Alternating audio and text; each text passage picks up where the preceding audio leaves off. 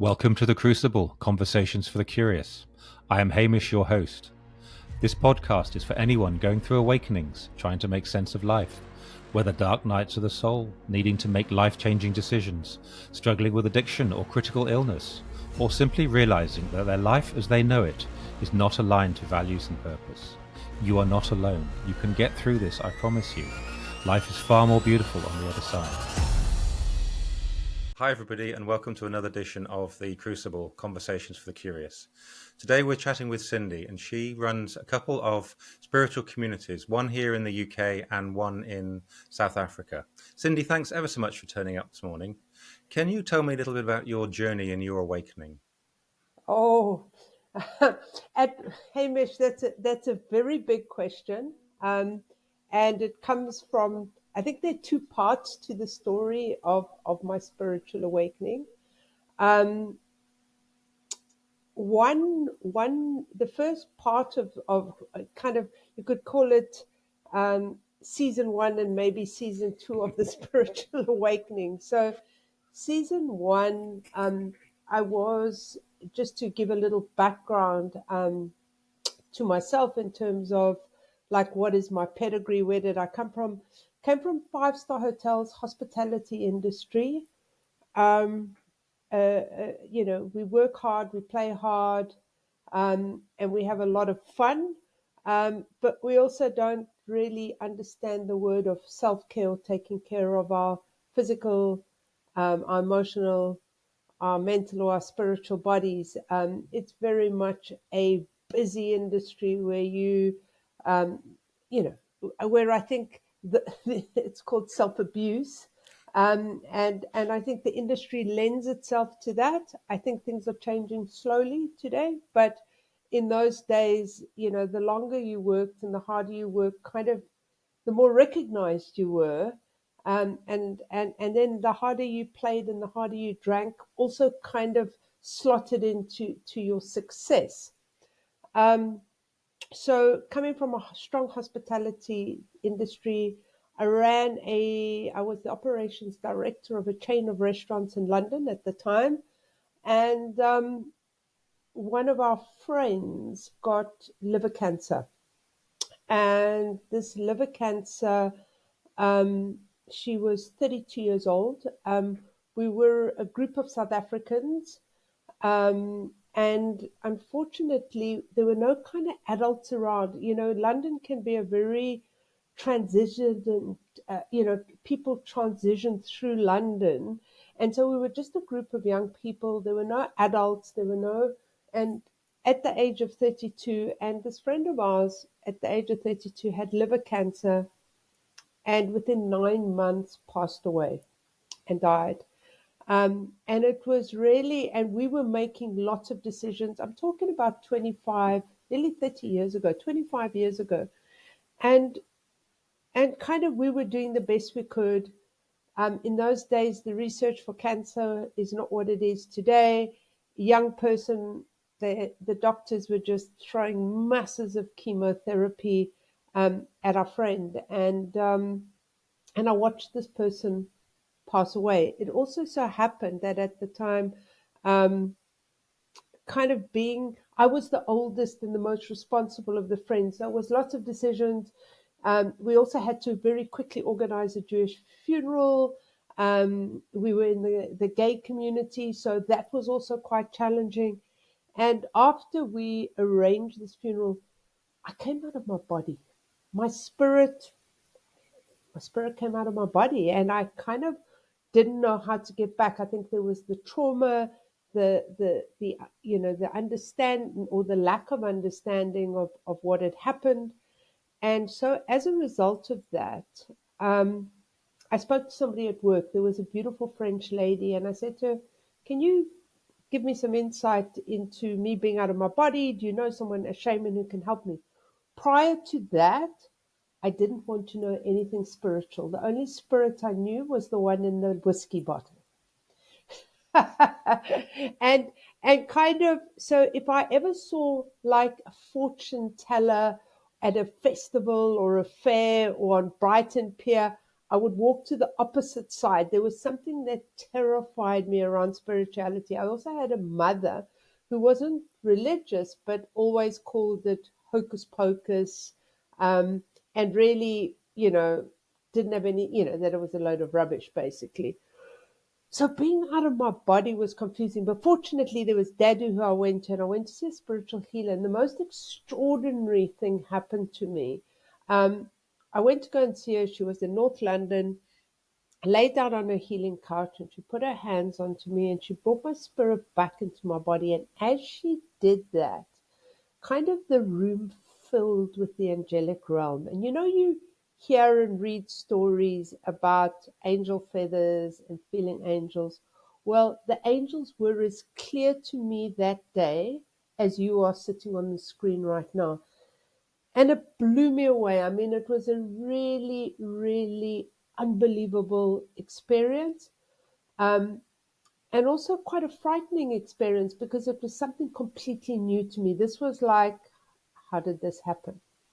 Um, so I kind of dabbled a little bit in spirituality, but in the meantime, I was really kind of finding life difficult to integrate. There'd been this death of this friend, and what I do know is through a couple of upsets with relationships, I was getting my solace in the whiskey bottle, and that was after the beers to start, the wine at dinner, and then kind of ending off with, washing it down with half a bottle of scotch.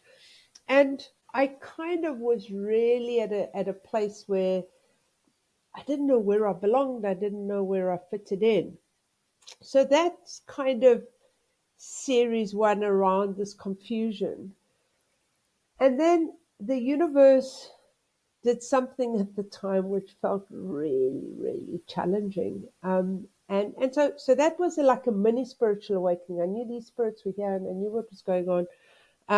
But I happened to go to Dadu one night, the French lady who had sent me to the spiritual healer, and we had a couple of beers, and then we had a couple of bottles of wine, and then we chased that with whiskey.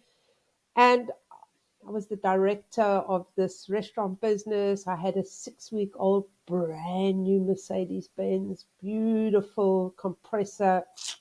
I was the business, right? Anyway, I decided that I wanted to be at home, and I drove home from Dadu's, and I drove all over the road. And when I stopped the car outside my flat, there were a couple of sirens. Someone had reported me driving recklessly. I was arrested, and I spent my dark night of the soul in jail. It was a For me, it was a very difficult. I'd never been in trouble with the law. I was a hard worker. I was the director of a company. I was responsible for 800 people. I followed licensing laws. I followed employment laws. I was a goody two shoes. I played hard as far as I was concerned. So this night in jail completely, for what wasn't broken through my behaviors, just completely sent me into a terrible spiral. And actually, it was the best thing that ever happened in my life because, first of all, the the lawyer that I spoke to had said to me I needed to get a psychologist on board because there was a good chance. I mean, I was that much over the limit. And for those of you in South Africa, like, you go to jail here. They don't mess around, or you don't pay somebody a bit of cash and move on. There's no bribery and corruption when it comes to the law and drinking. Um, and my lawyer had said to me, there was a good chance I was going to go to Holloway prison. The shame was absolutely, the shame within myself was extraordinary. Um, anyway, he had said I need to get a letter from a psychologist to say I was in a process, that I was, focusing on my drinking.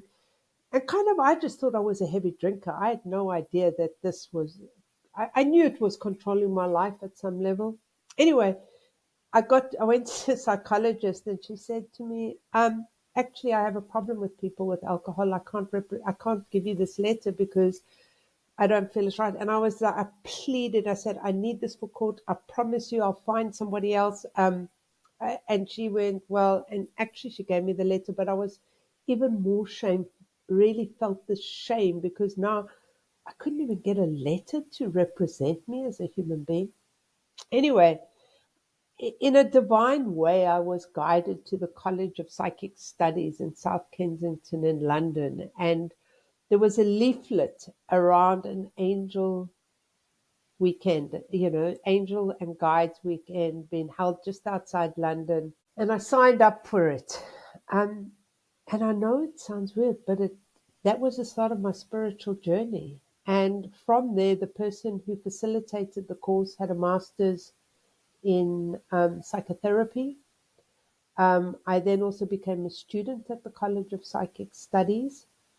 And here I am today, the director of the International School of Intuition and Healing, running an organization facilitating spiritual workshops on mediumship, healing, psychic development, astrology, tarot card, mediumship. Um, and if you told me back then that I would be having this conversation to you, I would have laughed, completely laughed. So it didn't happen overnight. It was a long journey. I worked with a psychotherapist, this woman, for 2 years. But that awakening and the shock of that shame. The other thing around that shame was I needed to do 100 hours community service. So, and I didn't, they took my license away for about 3.5 years. I never drove my beautiful Mercedes Benz again. and so, and so, yeah, I didn't lose my job because fortunately the CEO of the company had been caught drink driving himself, so he was completely sympathetic at the time.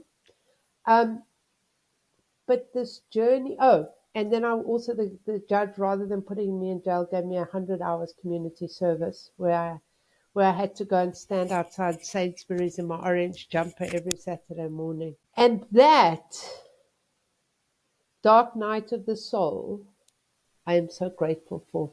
And I know that sounds weird, but I am really grateful that the universe did that in order for me to be who I am today. Thank you. It's wow. There's a lot there to digest. I'm not quite sure yes, I do know where to start. Um, can we start when you were dragged off to the prison, because you said that is when you sat there and thought and mulled over, and we'll touch on shame in a minute, but that's when you really had to stop and look at your life. Tell me about that process of looking at what was not going right for you and what was happening, what you were thinking. That night, I think I was still quite drunk, but I think it was the process between that going to court and then having to do things like in order to reduce for how long my license was suspended, I had to go and do an 8-week drink drive course, and then also spending that time doing what I called gardening club because I reframed it rather than community service. I mean, I think for me, I realized that my life was really just numbed.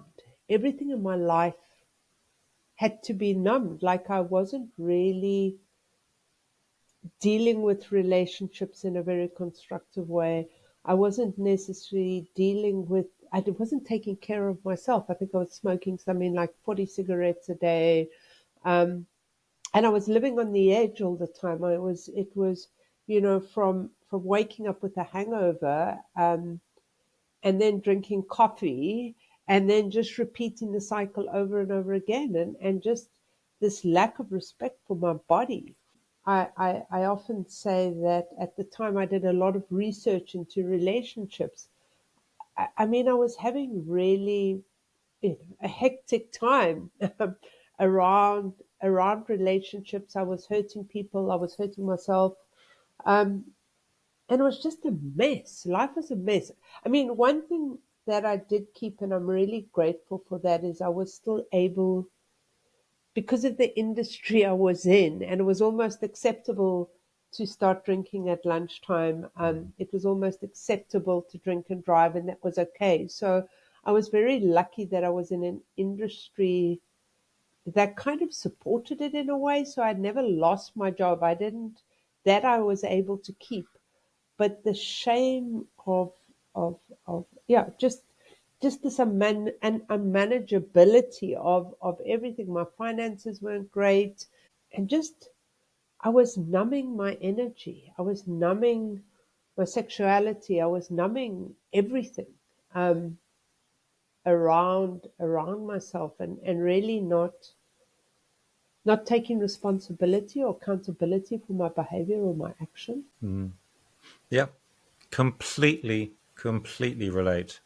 I worked in the TV industry for a long time, and it's the same kind of thing. It is work hard and play harder, and it was okay to have to do a wide shot because if you held the camera on a zoom, it would shake too much because you were hungover. It's unfortunate in retrospect that that lifestyle exists, but it's fun. I don't. Oh yeah, oh yeah, I had a lot of fun. I don't regret any of it, by the way. No. I regret some of my behaviors towards people, Mm. like bad behaviors, like hurting people. Um, that is the only part that I regret. And I missed my old self for a long time. I missed that. I was a happy drunk. Yeah, absolutely. Um, let's touch on the shame because that is probably a huge stumbling block because we beat ourselves up. I wish I didn't do that. So much shame. But we have to come to terms with that before we can really start healing and make sense of change and to yeah to heal. So how did you wrap your head around that and mitigate it? So I think before, I believe my drinking was um, a symptom as opposed to a cause. Yeah. Um, for my shame. I think that was the whole incident was just an accumulation of shame, and this is series three. So what was the shame in my life? What was the shame that had come from wounding? What was the shame that had come from me needing to numb? What was that was the cause of that? And I came from a family where I was loved a lot. And I know this is often very different from other people's trauma, but I was adored. From the day I was born, I was the baby in the family. By my one sister was 10 years older than me. My other sister was 7 years older than me. My parents, when I was born, um, had enough money to give me the things that I needed. I mean, they weren't wealthy. I came from a working class family, but there was enough. Whereas when my sisters were growing up, there wasn't necessarily enough to go around. So I was this kid that was super loved, and I had this beautiful relationship with my father. I was the apple of his eye, and he was the apple of my eye, and we did a lot together. And I often talk about being the son my father never had, because I turned up being gay. And maybe and there was something in that, but what happened was is that my father fell out with his sister because she was gay, and they didn't talk to each other for 10 years. And it's not my story to tell, but it's around their relationship. But because of that, I had this terrible fear that if I came out to my father, he wouldn't speak to me again. And so my father so I was very shameful around my sexuality because if my father would not accept me. And so I really fought it, and I did whatever I could not to be that. But the thing that I did is I held this lie to my parents for years. I mean, my friends, my family, my partners had to coerce with me and collaborate with me around truth and around the fact that I was here in London. I mean, London is London. You can be exactly who you are and whatever. And then my parents would come. I don't know if you've seen the film La Cage La Folle or The Birdcage. So every time my parents came, the whole house had to be changed around. The bedrooms had to be changed around. And remember, I had loving parents. They came every second year to have a holiday, and we would go to Ireland and to and I quite feel quite shameful at the way that I treated my partners, because it was like that's how it is, and I'm not telling my father, I'm not telling my mother. But what I was doing was not integrating a massive part of myself. I wasn't showing up to myself. I wasn't accepting myself as to who I was. It was fine, but there was always this lie. There was this lie around who I truly was. And the person I loved most in the world didn't know who I was. So I worked really hard with my psychotherapist. I didn't go the AA route. I worked with the angels because I had this new relationship with the angels. And the reason I told that story was I saw working with the angels, I saw doing transformation around for me, my journey was very much the wounded healer and walking the path. And I did a 2-year healing course at the College of Psychic Studies. And although I did psychic development and I did various different courses, I learned a skill or an art or a gift, or I enhanced my gifts, whatever you want to call it. Everyone has different names. But what I was doing was healing myself, and I was working with myself. And it came to a point after being in therapy for 6 months. And this therapist was a healer, a psychic. They were a tutor at the College of Psychic Studies as well, but they also had their masters in psychotherapy. And I remember choosing them very clearly because I thought, I can't lie. Because those of you who are sitting here and have possibly had a dance with addiction or are currently really grappling with it, we can project really interesting stories that hide the truth. Our psyche has to be one of the best of burying things and hiding them, and being dishonest with ourselves. Not because, I mean, it's almost like we have a dishonesty to ourselves that really doesn't serve us. So I decided to have a psychotherapist so I couldn't lie to them, right? And I know that sounds really odd, but it worked for my psyche. It was like you can't get away. So there was this really deep dive into the root of where I was at, the root of the shame around my sexuality, the shame of growing up. And we went and we did beautiful inner child work around this inner child that had clearly not wanted to be honest in the world because she was scared of this rejection. So what was it around approval? What was it around all of that? And then doing a deep dive into that wounding and that childhood causes. And as I say, they weren't, it wasn't abuse or anything like that. It was almost like this love that was not necessarily, the approval of my father was the most important thing in my world. And where did that come from? And really digging deep into that. And in fact, I remember telling him on my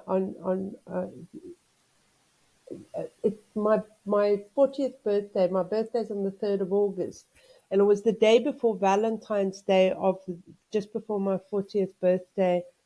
And I told my father, my parents had been here for Christmas, and the family was saying, no, don't, Daddy's going to go mad. He's going to be upset. And I said, and he's going to know, we all know. And I said, I can't lie anymore. I've got to be honest to that. And the most extraordinary thing about the story is that when I told my father, he said, I knew all along, but because you never told me, I was scared to address it with you. So all these years, my father and I lied to each other, hid away our true feelings, never had an honest conversation.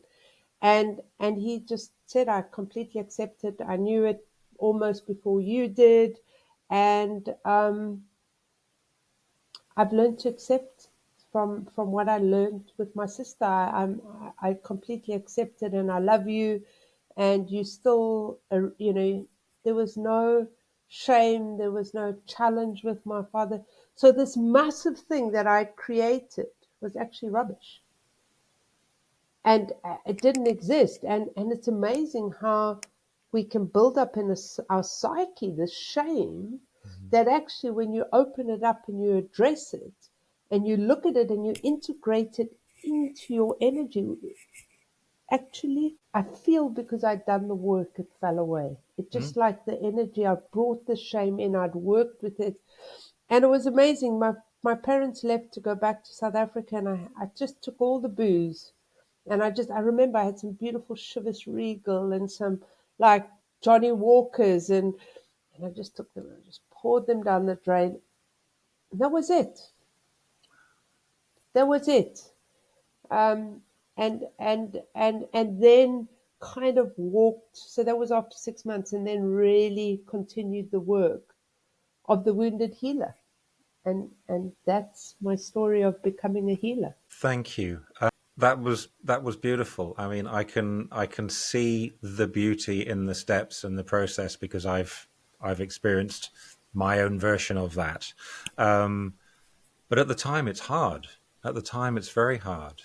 But I love what you said about the shame. You eventually opened the windows and the light came in, and your dad said, "Yeah," and you both were able to climb out of that little cage that you built. And then it's just like even more shame. I made a cage. I made my life difficult. I made all of this. Just like, well, I was doing the best I could. I didn't know how to deal Yeah. with it, so let myself off the hook. Change behavior. You threw that drink away. If that's not changing your behavior, Yeah. that's quite remarkable. Yeah. And it was literally, it was like day and night, and that was it. Yeah. I mean, yes, it was like habits. The physical habit is obviously more difficult, but I had also been reducing the amount of alcohol that I'd,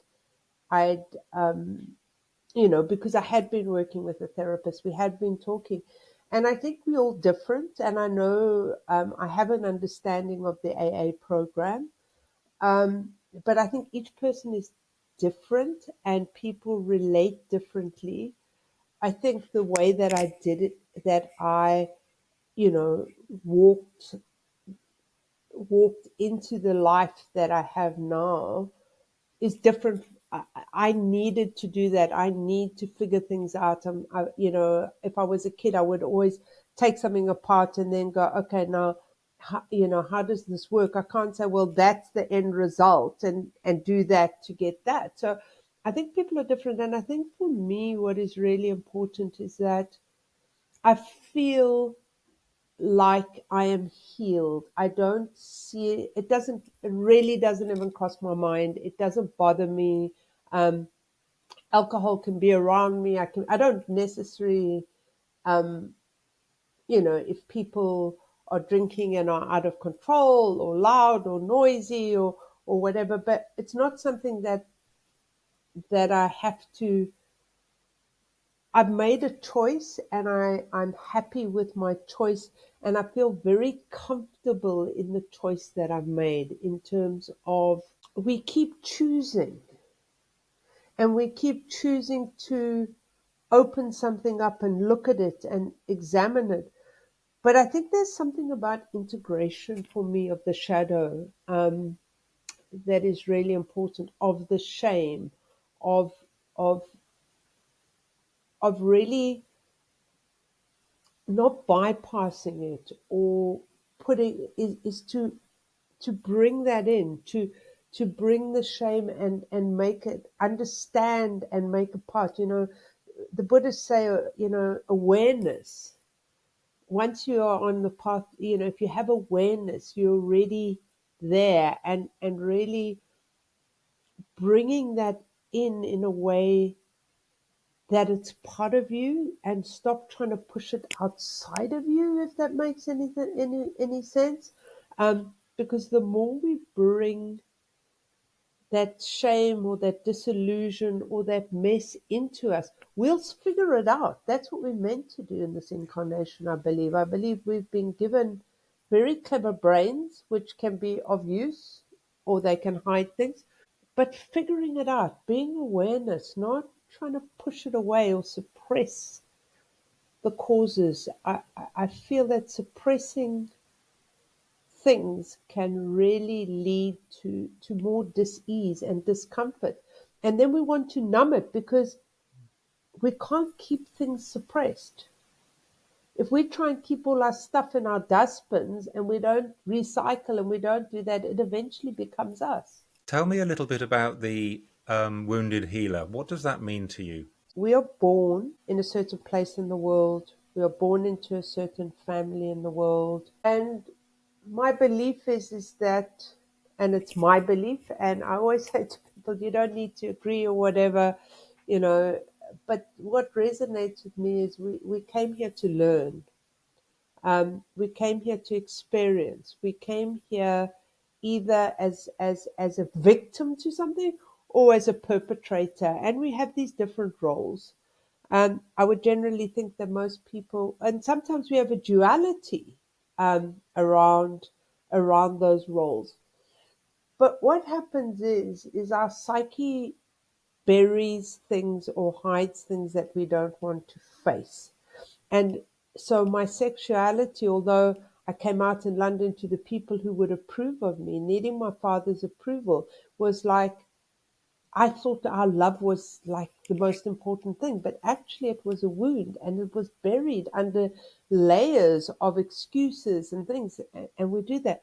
So often people don't talk about things, they bottle things up. We don't even know. I mean, sometimes we have like unconscious trauma that we don't even realize is there. And these all get buried and hidden away by our psyche, by our ego. Our ego doesn't want to face things. Our ego wants to be in a certain way. So the ego, the psyche, hides all these things into dustbins. And one day something happens to us, often a death, a breakup, an accident, loss of a job, the dark night of the soul, reaching rock bottom. And it depends how you choose to be the wounded healer. Do you just take a lorry and dump everything on the driveway, or dump it all and start sorting everything? Or do you do it little bit by little bit? And I think when all your rubbish comes out, that's the wounded healer. And we start sorting things, and then we find things that work. So what worked for me was working with energy, was working with angels, was working in a spiritual way, was connecting to the divine, to source, to whatever it is, and learning healing arts, psychic arts, mediumship arts, and then telling my story. I think, telling how did I do it? What were the things that worked? And they worked so well for me. And that's how I kind of landed up being the director of the School of Intuition, because this worked so well for me. And I mean, the 2-year healing course that I speak about, I arrived there a mess. I mean, I just, I was still doing community service. Um, I'd just given up alcohol, and here I was wanting to be a healer. And actually, when I started the course, it was to keep me out the pub. It had nothing to do with healing whatsoever. But it was a lot more interesting than going to what I was not going to do. My ego felt that AA meetings. And please, anyone who's watching this, we are all different. We respond to different stimuli. We need certain things, different things. And for me, it was like, well, if I do the psychic class on a Tuesday night and I do the healing on a Wednesday, And then on a Thursday, I can do another workshop. And on a Friday, I can go to the spiritualist church group. And so I found spiritual things. I had an interest. I also had an ability. I didn't realize how psychic I was, as my intuition was really strong. It was why I was really good in the hospitality. I could read customers, I could read staff, and I was really good at it because I could almost predict what was going to happen and when it was going to happen and how it was going to happen. I could also see what was going on with people. Hospitality is all about observing people and getting people to do things. So kind of it was something that these skills, and so I was fascinated. The fact I could sit in a psychic class and, I'd always been told this was hocus pocus. Meantime, I had an extraordinary channel to channel information for others. And I was like, oh, okay. And then, oh, okay, I can do the heal. I'm also an energy healer. But all of that was just an interest for me. And it was only sort of as I was getting into 14, 15 months in the healing course, I was like, changing. I'm starting to transform. This is actually and I started paying more attention. It wasn't just like, oh, I'm coming here, I'll do the homework, it's keeping me busy. It was actually, I'm changing. I'm feeling better. I'm waking up more connected. I'm waking up, my meditation practice is working, it's helping. Um, Learning energy management and how to manage my energy in this world. I was an empath. I used to take on other people's feelings. Alongside of that, I'm sure I had ADHD. So meditation, yoga practice, working with energy really enabled me to ground and be in my body. And grounding was just like, oh my God, I can be in my body. I can be present with myself. And I don't need to numb myself. I don't need to, I'm okay. I don't have shame. I can sit quietly. So it was a massive learning. Did I answer the question? You absolutely answered the question. You've given me six more to ask you, and I think that was fabulous. Do you think people are spiritual? I think we are human beings. I think and the being the part of us that incarnates from somewhere else, and then it's being human. And I believe that the balance between the two is really essential, that we don't bypass and we're away with the fairies and we're up in ascension in that land. I think for me, what is really important is that we are human and that we bring and that everything is energy. So I have a belief system that everything is energy, and therefore you can call that spiritual if you want. But our connection and bringing as much positive energy through different mediums to humanity is what we're here to do. We are here to give and receive love. And how do we channel love? And how do we give love? And I think if we get that balance, yeah, be spiritual. I don't know, call it what you want. Be green bottles. I don't care what it is, but I believe our purpose is to give and receive love, and do that. Some of us are givers, some of us are receivers, but it's that balance. It's the dance. It's the yin, the yang, the masculine, the feminine, the heaven and earth, and that space is the heart, and that's where we give and receive love. For me, up there, being only up there and not being human is a life that you can choose. I recently spent a month in Nepal, and being in Kathmandu and going to some of the monasteries. That is a life you choose to go and just mainly be a spiritual being.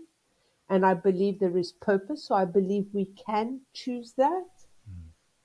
I love being in the mess. I love being in this as a learning life for me. I'm grateful for, I think that we can use my drinking ended up being my superpower, right?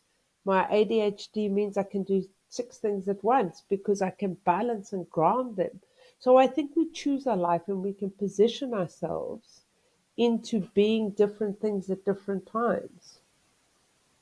I think that makes an awful lot of sense. Yeah, and I think that's a nice way of describing it. It's not just yes, we are woo woo. No, we're not. We're three dimensional. We are work, eat, sleep. Work, eat, sleep. It's a combination. It is. It is that perfect balance of left and right, yin and yang. I thought that was rather beautiful. I want to wind back a little bit to the spiritual aspect of your awakening. You've said you at work you were able to read the situation, read people, and tap into what was going on. How how important? I can't quite phrase this right. What I'm trying to say is that is proof to you of your intuition. That is proof to you of your gift. How did going to the doing that 2 year training and then studying spirituality and energy, how did that affirm what you were doing without realizing? How did you build on that? Because obviously that is quite a skill. So I, um, Zero series. We're going back before all of this. I think I was fortunate enough in life, and again, to have a near-death experience, where I experienced the light. So let me explain that. So we had, I was in a car with my sister, and we had 2 accidents, of which in the second accident, my spirit left my body and was going to the light. And I experienced that and made a conscious choice as I was leaving. I could feel the light I was going, that I really wanted to come back. Um, and having known the light at that age or experienced what the light was, I believe that kind of was part. So when somebody says go to the highest form of light that you can reach, which is part of the way you would access certain information, I just know what that light is because through a near death experience, I had connected with that. So what was the healing light? As a healer, when they said connect to the healing light and channel it through your hands, I knew exactly what that was because I had.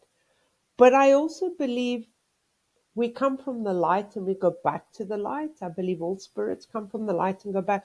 So we have some form of connection with that. And therefore, I feel that although I might have gone down into the dark night of the soul, Alice Bailey, who is an old, I think she was born sort of 1890s or something, who channeled information, talks about the ego and how the ego and this lifetime we incarnate and then we go down to the dark night of the soul, which I believe was that night in jail. And then we start, and our desire of our soul is to then make our way up to reach the light, and then often we get pushed down again, and so we keep doing that in our lifetime. And I believe that we never quite go back to where we were before. Each of the learning builds on our expansion, and I believe that we all have an ability to use our intuition. I believe we are all healers. I believe that we all are able to tune into different waves of medium waves or energy, because everything in my belief system is energy. So I just think that you need to turn the radio on. You need to you know what I mean? Like, where do you want to connect? Do you want to be, and to a degree all our radios are on, and all of us have an ability to turn them on if they're not on, to work with the energy or frequencies that are available to us. Unfortunately, our density, which is our humanness, can be filled with layers of either dogma in religion, like it's the work of the devil, only the priests can do certain things. And so a religion could create dogma that then creates fear and anxiety, which then brings a lower vibration. And that person would say, well, I can't because I'm fearful. So we would need to go to the root and look at that fear and that limited belief as to whether, there was. Whereas that person might grow up in the church and become an elder and then be able to heal or speak in tongues or whatever within that religion, should they be chosen or become an elder. So I don't think it matters how you get there. I really don't believe that. I believe we all have a path to the source of all creation. We all have a pathway to the light. And I believe a softness of accepting many ways to the light, bringing in that softening, bringing in the feminine. And please, I just want to be clear to everyone, when I talk about the feminine and the masculine, I'm not talking about male or female. I'm talking about an energy that is soft. Can we all soften? Can we all just accept that there are different ways to the light? And that light supports us on earth. Heaven on earth. We want to be here, but we want to bring it down. And I'm just going to say this because it's been a narrative I've been running for the last few months. I'm so pleased to hear spiritual channelers, influencers, whatever they're called today, talking about not going up but bringing it down. Like, let's not, the ascension is not going up. Let's bring this energy into the earth. And the 5D is not out in the astral plane and only special people can get to the astral plane. It's a load of bollocks. Let's just bring this energy to the earth. Let's bring this energy into our hearts and expand it to share. It's not for the clever ones. It's not for the priests or whatever. It's for everyone. It's free and it's for everyone. Imagine that. Yeah, there are people who are advocating that with genuinely and with passion and with care and, as you said, with awareness and such a softness. It's been fascinating. My last few months, every month there's a different word of the month, and one was grace, one was awareness, one was compassion, and one was intention. And those four things are making me more softer and gentle. Does not mean a walkover, quite the opposite. The boundaries are there. What is acceptable, what isn't. And also, you don't like me, that's fine. That's one less person I have to worry about. And tell me, the school that you work at, that you're the director of, how do you encourage people to sort of bring themselves together and tap into their spirituality, their oneness, the universe, source, whatever you want to call it? So it's quite interesting because we facilitate the ancient art. I mean, if you think about us, we're not like, I mean, you might call it New Age, but it's not New Age at all. It's been around since time immemorial. If you think of, you can think of, if you want to think about Europe and Celtic and how the art, that's been there. You think about the Egyptians, you think about tribal shamanism. So kind of regressed in some ways. I think, like somehow we've got AI and we can do heart transplant with robots and we can do all these things, yet in the mental body, but what about the spiritual body? What about the emotional body? What about how that impacts the physical body? And so healing, psychic development, mediumship is just a vehicle to what you're asking me, because we don't actually do a course on wholeness. We're facilitating learning a skill like carpentry, or it's a skill set. It's here is methodology, but part of that is how do you come back to the heart? How do you get access information? So let's take, I'll use an example. So connecting with a spirit guide. So there's methodology on how you can do it, and still the mind and go to the earth, reach, connect with it, bring it through. People can use, meeting with a spirit guide or an angel. That's one part of it. The most important part of that for me is somebody has the ability to access a being that has higher energy that can support them. That for me, that's the reason I do this work. Not to teach, not to learn the methodology, but what is the actual spiritual result? What is the human result? What is the benefit of being able to do that? What is the ability to have intuition and be able to, you know, astrology is supportive, because if you look at your charts, it's just another awareness that can support you along. Okay, I know I'm going through my Saturn return, which this is going to be a life-changing year. I don't hang my hat on that, but I've got that there in terms of, okay, so if things start changing in your life at 59 years old, that's normal. So there are going to be changes at that time. So at least you're going, okay, so what am I preparing in my life? How am I navigating my relationships? It's an awareness that can support you. And when it's a bit like retrograde, a Mercury retrograde, everything's blamed on that. No, but it's an awareness. So all of the things that we facilitate is about managing your energy, taking personal responsibility, and and that you have choice. And and I think if you apply that to whatever it is that you're doing, I just think the benefit of becoming a healer, the benefit of not only learning a skill but a way of being, and I think that for me is the most important, is that a healer or somebody, because whether you're a medium, whether you're a healer, whether you're an astrologer, it's about supporting and holding space and witnessing others.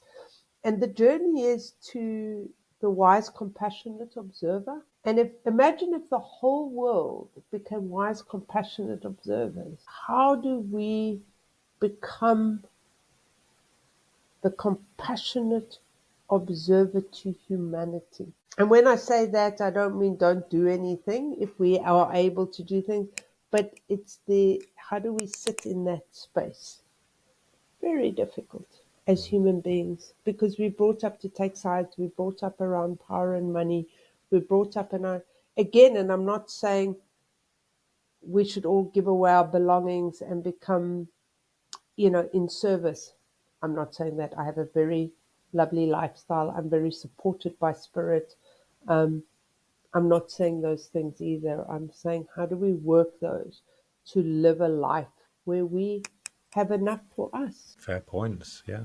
You've talked about managing energy. What does that mean? So, energy management to me is a bit like spiritually or energetically, it's a bit like the ABC. Like, if one can see their whole being as being energy. So everything is energy, and that this energy, first and foremost, we are incarnated into this lifetime at this present moment in time. Therefore, we need to be grounded. And it's really interesting. The more grounded you are, and I mentioned this earlier about, I'm so glad that ascension is not up there and it's down in us, and that the fifth dimension is coming into us. We're not going up to it. But if you are grounded, the higher you can go, the higher information you can access, the higher vibration that you can then bring there. So grounding and being present. I mean, all the gurus talk about the present moment. The way to be in the present moment is being grounded, being attuned to the source of your creation is really important, and being able to balance that in the heart. And then our energy. needs to, as you have your personal boundary around touch, so you should have an energetic. Who are you letting into your energy? Who are you giving permission into your energy? And by grounding and creating a bubble, you are protecting your energy. We are empaths, or everyone is an empath. Our energy takes on the energy of our environment, of other people, etc. And therefore we need to manage that. Management hygiene, management, yeah. For me, learning to ground and be in my body was a game changer. All that spiritual work that I did was because I was grounded and I was in my body. And then I started having really good physical boundaries, emotional boundaries, mental boundaries, and spiritual boundaries. Some of them I learned the hard way. And I just need to say, I'm sitting here talking a little bit around and being a little bit, which I don't mean to. I'm not the expert. I am still the wounded healer. I'm still learning, and although I'm gaining knowledge around certain things, I'm still in this journey. And it's a lifetime of being the wounded healer, coming down and coming up, learning the next lesson. I never want to stop learning. I don't ever want to be an authority. I'll ascend. I don't want to ascend. I love this life. So I'm glad to be continue being the wounded healer. I love that. I met the wounded healer in the shamanism I was studying last year, and it is embracing who you are, the good sides, the not so good sides, the shadow, the shade, and every part of you, and going, yeah, this is me. I mean, this is what you talked about earlier about shame. This is me. I'm this. I'm manipulative. I'm ugly. I can be angry. I can also be loving and kind. And if Yeah, I'm doing those from an intention rather than a need, I need to be loved, I need to be protected. yeah, I'm doing that the other way. That that change is so profound, and it sort of negates all the ugly side of that. yeah. And the shamanic aspect of it, I found really rewarding and very curious. How when you are aligned to what you're meant to be doing, things seem to flow, and it's attractive in a really healthy kind of way. Yeah, yeah. And I don't know why I want to mention this, but rather than knowing the destination when things are difficult, have an inquiry. You don't need to have the answer. I think if we have an inquiry into a challenge, an inquiry, why am I angry? What is this? Why am I responding? Mm. Why would I, and why, and an inquiry into other people's wounding. Do you know what I'm saying? So this ability to, rather than to judge and to put yourself on a pedestal of any type and go, I'm right and they're wrong. And I think that's what I was trying to talk about, this righteousness and wrongness, is what is the inquiry? Why am I responding? What is it in me? What is that? It's the inquiry that actually allows you to integrate it rather than saying this is bad or evil or wrong. Triggers are our friends, aren't they? The more we get triggered, the more we have that capacity to learn, to get curious and go, why am I getting angry? Yeah, that's the reason. I think it has to be really gentle inquiry, and I think you're right. I think it makes a huge difference. And it's back to the feminine. It's back to the softness. This is unfortunately the negative masculine. Believe me, and when I say that, that is the negative masculine, being assertive, being courageous, being, those are the positive masculine. Hmm. I think the poor old patriarchy is getting a very bad rap these days. I'm not going to say undeservingly because I'm not going to say that, but I think if we can create the inquiry again rather than the judgment, and and and and bring the inquiry into conversation around power, one directional, certain behaviors that have come through generations of learning and generational trauma of our species.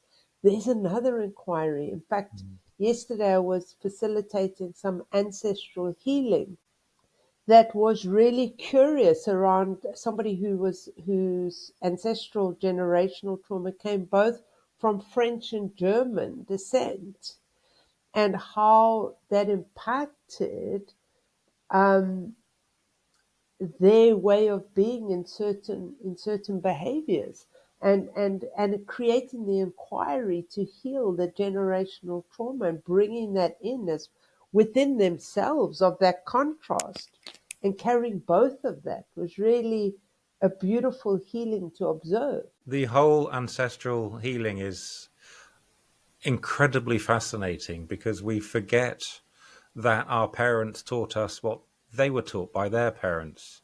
And unless they have done any work on themselves and thought about things, their parents were taught back. So you're being brought up by societal standards which are 30, 40, 50, 60, 100, 200 years old, same as your parental beliefs, same as their religious beliefs. I Yeah. mean, it's only, as you said, when we start being inquiring and looking back at these things, we can go, yes, I do have that trait, and I don't want to pass that on to my children. So, explain a little bit about the ancestral healing, because I think it sounds very woo woo, but it's not. So let's take epigenetics, which we forget. Let's just go back to that cellular memory is passed on. And that is scientifically, I can't remember the guys who did it, but about 7 or 8 years ago, there was a whole scientific study on the fact that our cells hold memory, and the memory of the cells is passed on from one generation to the next generation. And that memory can, if everything is energy, the alchemy of healing works. Okay? Because if our whole body is energy, we can shift and move and integrate. So therefore, if cells have memory of our generations, and as I say, there's a couple of really good scientific studies on epigenetics, then one can heal that wounding through transmuting the energy within the cell through energy healing. But let's take let's take physical abuse.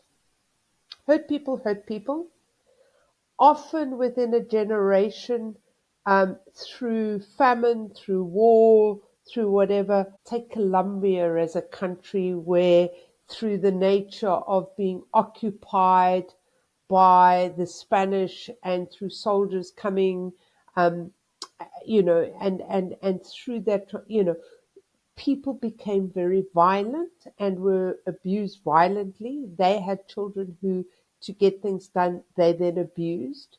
And then those children abused again. So that is just a trait that could have been passed down through generations, because that is learned behavior. To be abused is the way that you feel safe, because that's what happened. And sometimes you can either be a mirror or that, and so sometimes it will miss a generation, because um, say for example, a child who would have an alcoholic parent would choose to miss, because they would go totally the other way, not touch it or whatever, but often their child would then turn to alcoholism or whatever, because that runs in the family lineage. So by going back and finding the cause of when that happened and understanding it and having an inquiry around the generational trauma, understanding it, bringing it into the light, integrating it, awareness, acceptance. There doesn't even need to, I don't believe that one needs even forgiveness to heal. Awareness, acknowledgement can already shift energy within a family line. But you think about the traits. I always say, remember the good ones. If you want to think about ancestral healing, why don't you think about, oh, my great grandfather was like that, and then my father was like that. I come from a circus family. My family were adventurers. I'm an adventurer. I love going to foreign countries. That is just such a great ancestral thing that I have from my family. Mm. Think about beautiful eyes. Think about thick hair. Think about lovely things. What we do in the light, we get in the dark. So then think about the bad things. So when you're talking of fondness of an ancestral line, all of our family were teachers. All of our family were doctors. There's a sense of pride. Yeah, but with them, my father was also a boozer. And his grandfather was a boozer. I think you struck something very, very important there. And I did a shamanic journey a few months ago, and I was given a family tree, and I went back through it. And as I was walking back through this, I realized that every single one of these people had been born, lived to adulthood, to reproduce. So they were all survivors. And every one of them gave me wisdom, knowledge, help, support. Every one of my ancestors had given me all my good traits, and the bad ones maybe, but they had all participated Yeah, in who I am today. today. Yeah, And it was remarkable to look back, just going back and back and back at all these people who have contributed to me, to yeah, you, to everybody. And yeah, what you've just reminded me how important it is to celebrate. They were heroes. They all survived yeah, long enough. It is so beautiful what you said there, which I'd forgotten about. yeah, yeah.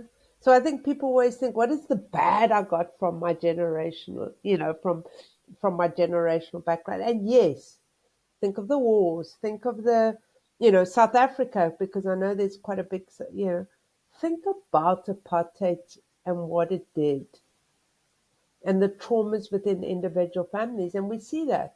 Group Areas Act in particular in Cape Town, amongst the mixed race stroke coloured community, just relocated one day, not given any money for what you had built. How that runs as a pattern of scarcity with even very wealthy mixed race coloured people today is that trauma of scarcity, even though they have more than enough, there is a fear of not having enough because it might be taken away tomorrow.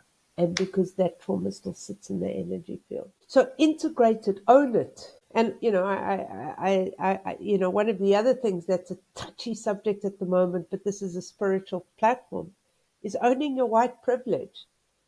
I have white privilege. I grew up in South Africa. I benefited from a system.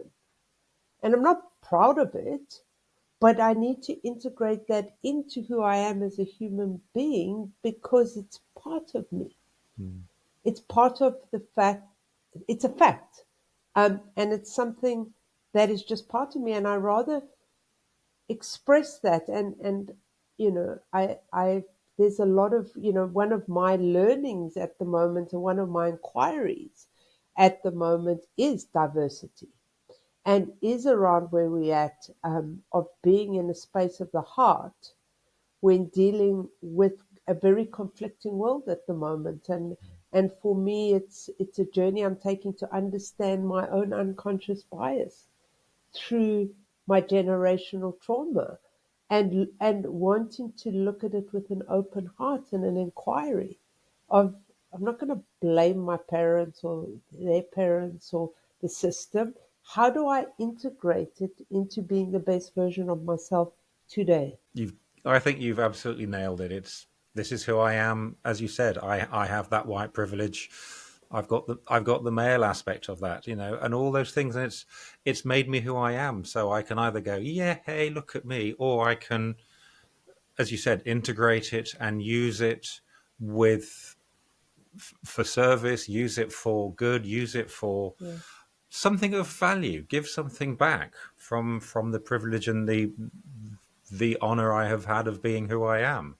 So what's interesting, sorry to interrupt you, Hamish, but there are two words that I think have come up today in our narrative and in our inquiry. And one is intention and the other one is consciousness. And there is unconscious. Remember, I said about the dustbins, and I said about the wounded healer, and I just want to reiterate that inquiry into the dustbins, into what is unconscious within us, into the consciousness, keeping asking the difficult questions, keep asking the good questions, into how we turn up and show up as the best version of ourselves. How do we then, this is a good one for you, how do we question our unconscious? How do we find out what we don't know about ourselves? I think somatic work, I'm not a somatic practitioner, but recently just diving into some of Jeff Levine's work around trauma, is when we feel discomfort in our body around something. I think our body is a really, really good barometer of, I think, any form of discomfort, whether it be in our heads, in our emotions, in our spiritual being. If there's discomfort, what is it within us? Not outside. Why are we uncomfortable? Why has that person upset me? Why did that question make me agitated? There haven't been any questions, by the way, that made me. But say, for example, you were to ask me something that made me agitated in this conversation. I promise you there's nothing. I would go away and go, what do I need to learn? What is that prompt? It's like the minute I feel discomfort, it's like my Jiminy Cricket. Let your conscience be your guide. In there is what's poking me. Why is it poking me? Yep. Whether I'm watching something on television, what is that in me that I can't be neutral, that I can't bring it into my heart? And you see horrendous things. And if you can just bring that in, it's that integration again, isn't it? And often they're double-edged swords. Like, how do you have fierce compassion for somebody but not rescue them? I mean, that's one of my lessons in life. How do I have fierce compassion of the archetype of the healer without rescuing and being the witness? And you want to pull people out. You want to pull people out the shit, and sometimes you can't. Sometimes, because if they don't reach the dark night of the soul, if I hadn't been caught drunk driving, where would I be today? If somebody had said, "Don't stay, don't drive, we're taking your keys away," would I be here today? Maybe not. Maybe my life would have taken a completely different trajectory. Who knows? Who knows? I think that is the most spectacular place to leave this incredible conversation. We could talk for hours. There's no doubt about it. We really could. I think this has been a remarkable conversation. Thank you, Cindy. I've really enjoyed it. I think your insight and your enthusiasm it just shines, and it is curiosity. It is that inquiry, and that softness. It's all those things that when we start doing that, and stop judging ourselves, let's add that one, we really do begin to see what we can really become. And I think that's lovely. And I think you've really helped make some sense of that today. Yeah. Brilliant. Hamish, thank you. It's been lovely to be on your platform. I wish you many fabulous, fabulous conversations and many, many inquiries into what's there for people. So thank you for doing this work and, taking the time to set this up. And maybe in some time we can chat again. I think I think we definitely will do. Now, a couple of quick questions I want to ask you. Where can people find out more about you and what you do? So the best place is the School of Intuition and Healing, which is the school, and I spoke about that a lot. Something that I haven't spoken about, I run a business, an intuitive business coaching practice. That is the work that I do and love because I have this massive business knowledge, and I've really integrated my intuition and my healing ability into business. And Support. I support people who are consciously working with energy within business. So that you would find at cindyholmes.co.za. And then also what I'd love to offer people listening to this is we have a self-led course on invincible energy, which is, as I said, self-led. It's 7 days. It's 20 minutes a day. But if you can follow 50% of what is facilitated in there, I promise you, your life will change. It's just about energy management. How do I ground? How do I cleanse? How do I protect? How do I be in my body every day? And if you can get that right, it's a game changer. So, Hamish, I'm sure we'll put the links into where this podcast is. And hopefully we'll see you maybe one day at the school if it resonates with you. I'm definitely going to sign up for that 7-day course. That sounds fabulous. Yeah. Thank you. And I'll put everything in the show notes. And lastly, what is your superpower that you gained from your awakening? My superpower is that I see everything as being energy. I'm an alchemist of energy, and I think that for me is my superpower, is this ability to connect, to be with it, to be it. Brilliant.